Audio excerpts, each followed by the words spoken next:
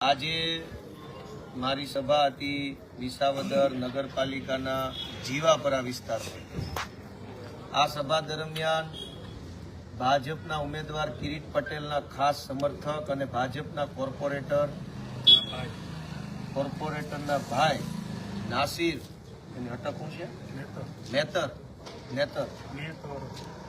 નાસિર મેતરના ગુંડાઓ જે કિરીટ પટેલના ખાસ સમર્થકના ગુંડાઓએ અમારી ઉપર પથ્થરમારો કર્યો અને આ ભાજપના કોર્પોરેટર કમલેશ રીબડિયાના કુપુત્રએ ગાળાગાળી કરી।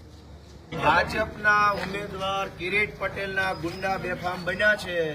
આ વિસાવદર પોલીસ સ્ટેશને 1 કલાકથી અધિકારીની રાહ જોઈએ છે, પણ ભાજપમાંથી ફોન નહીં આવે ત્યાં સુધી અહીંયા કોઈ પોલીસ વાળા આવશે નહીં।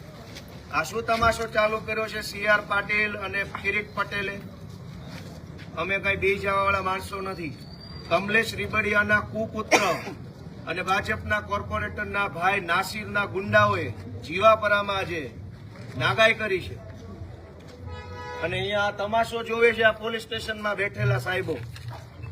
કિરીટ પટેલનો ફોન આવશે પછી કાર્યવાહી કરવામાં આવશે અને આ ગુજરાતની સરકાર લોકશાહીથી હાલે છે, કિરીટશાહીથી હાલે છે। કિરીટ પટેલની દલાલી કરવા વાળા જે કાંઈ લોકો છે એને મેસેજ છે અમારો, સુધરી જાજો। આ વિસાવદરના પોલીસ સ્ટેશનમાં 1 કલાકથી રાહ જોઈએ છે અધિકારીની અને ભાજપના ગુંડા અહીંયા આવીને પાછા ધમકાધમકી કરી જાય।